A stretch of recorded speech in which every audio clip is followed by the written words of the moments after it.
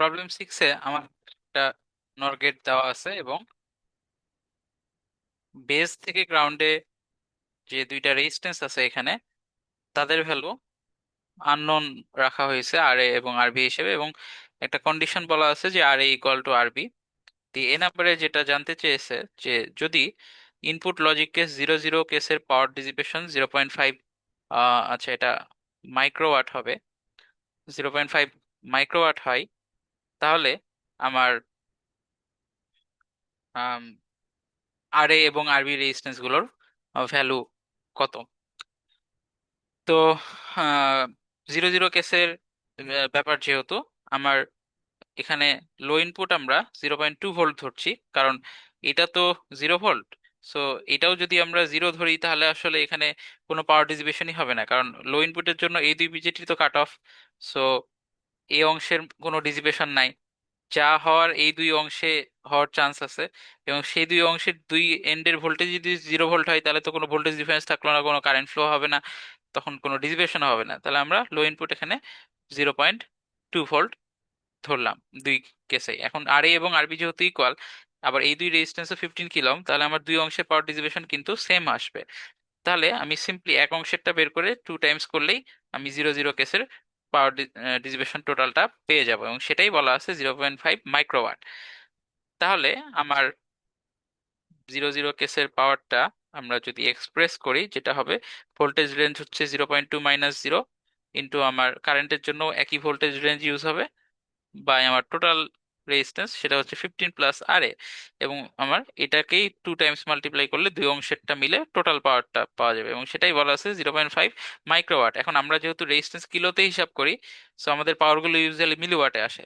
তাহলে 1 microwatt is equal to আমার আম, আহ, মানে আহ, আচ্ছা উল্টা ভাবে লিখি তাহলে বুঝতে সুবিধা হবে। সেটা হচ্ছে আমার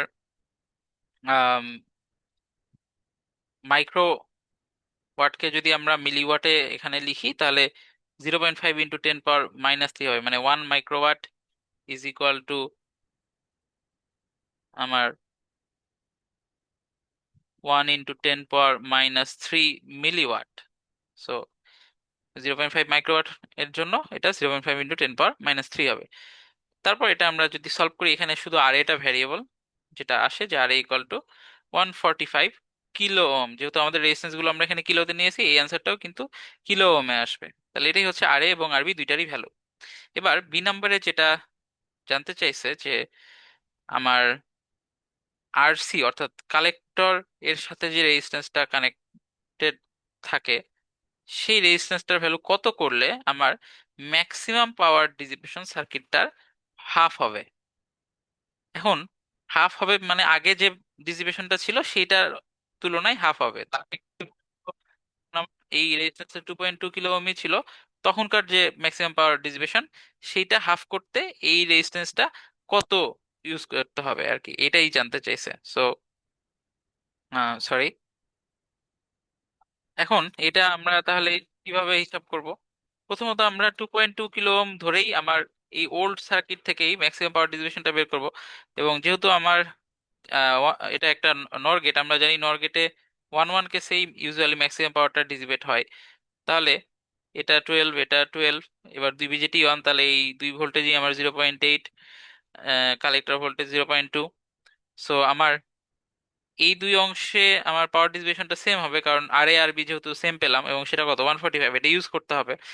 সো এক অংশেরটা বের করে 2 টাইমস মাল্টিপ্লাই করব, আর এই অংশের ডিসিপেশনটা আমাদের একবার বের করতে হবে, তাহলে আমি ম্যাক্সিমাম পাওয়ার ডিসিপেশনটা পাবো এই পুরাতন সার্কিটে। তাহলে সেটা কত হবে, আমার প্রথম আমরা এই অংশের ডিসিপেশনটা লিখি বের করি। তাহলে P11, এটা যেটা হবে 12 মাইনাস, আচ্ছা এখানে যেহেতু আমার এইটা গ্রাউন্ড করা, তাহলে আবার আমাদের স্প্লিট করার দরকার নাই, মানে 15 কিলো ওহমের মধ্যে কারেন্টটাই আমি 12 থেকে 0 এর মধ্যে ফ্লো হচ্ছে ধরতে পারি, কারণ ওই বেস দিয়ে যে অংশটা চলে গেল সেটাও গ্রাউন্ডে যাচ্ছে, আবার এই 145 এর মধ্যে যে অংশটা যাবে সেটাও গ্রাউন্ডে যাচ্ছে। তাহলে এখানেও আমার কারেন্ট, আমরা যদি 15 কিলো ওহমেরটা চিন্তা করি, তাহলে 12 - 0 দিয়ে গুণ করলেই এই টোটাল অংশটার পাওয়ার আমরা পেয়ে যাব, আমাদের স্প্লিট করে হিসাব করা লাগবে না। তাহলে 12 - 0 এটা হচ্ছে ভোল্টেজ রেঞ্জ। আর 15 কিলো ওহমের মধ্যে যেহেতু কারেন্ট, তাহলে ওইটা হবে 12 - 0.8 বাই আমার 15, কারণ 15 কিলো ওহমের এক পাশে 12 ভোল্ট আর এক পাশে 0.8 ভোল্ট। তাহলে এটাকে আমরা 2 দিয়ে মাল্টিপ্লাই করলে আমার এই অংশ এবং এই অংশের পাওয়ারটা পেয়ে গেলাম। এখন এই যে এই কারেন্টটা, সেটা আমার দুই বিজিটির কালেক্টর কারেন্টে স্প্লিট হয়ে আবার কিন্তু এমিটার হয়ে গ্রাউন্ডেই যাচ্ছে। তাহলে আমার ওই স্প্লিট করা লাগবে না। এখানে আমরা ভোল্টেজ রেঞ্জটা যদি 12 থেকে গ্রাউন্ড চিন্তা করি, আর এই 2.2 কিলো ওহমের মধ্যে কারেন্টটা দিয়েই আমি গুণ করে দিই, তাহলেই কিন্তু এই কারেন্টের জন্য টোটাল ডিসিপেশনটাই আমার হিসাব হয়ে যাবে।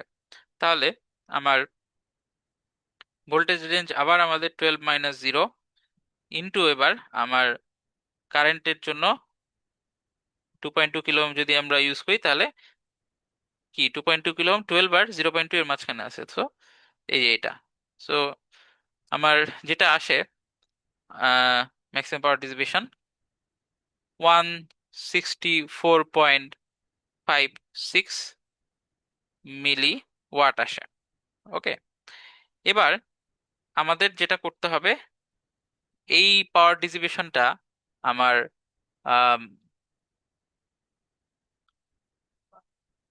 সরি, এটা ভ্যালু আমাদের 82.28 আসে, 82.28 মিলিওয়াট। এখন তাহলে আমার আহ, এমন একটা আরসি আমাদের বের করতে হবে যেটার জন্য আমার ম্যাক্সিমাম পাওয়ার ডিসিপেশনটা হাফ হয় আর কি, সোজা কথা।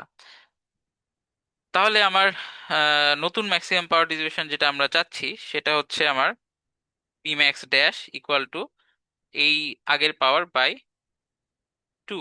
সো এটা হবে আমার 41 point something, 82.28 by 2 is 41.14 milliwatt. এখন তাহলে এইবার আবার আমরা নতুন আরসি সহ ওই পাওয়ার ডিসিপেশনটা হিসাব করব। সো আমার এবার এখানে 2.2 চিন্তা না করে, মানে 2.2 চিন্তা না করে আমরা এখানে আরসি চিন্তা করি। আর বাদ বাকি সব সেমই থাকবে। সো এটা 145, আবার যেহেতু 1 1 কেসেই ম্যাক্সিমাম পাওয়ার পাওয়া যাবে আবারও।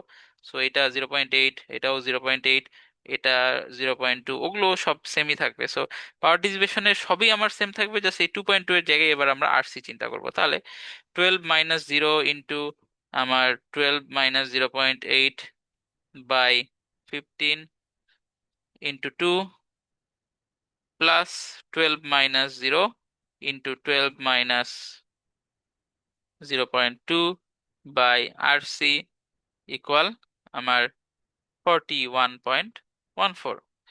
তাহলে এখান থেকে আমার আরসি হিসাব করলে যেটা আসে, আমরা একটু সলভ করি।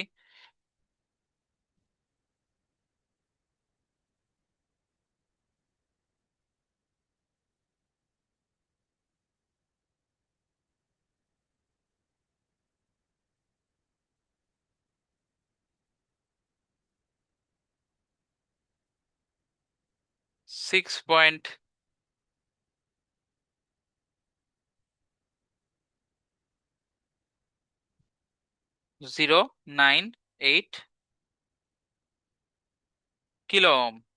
সো আরসি এত করলে আমার নতুন সার্কিটের ম্যাক্সিমাম পাওয়ার ডিসিপেশনটা অর্ধেক হবে।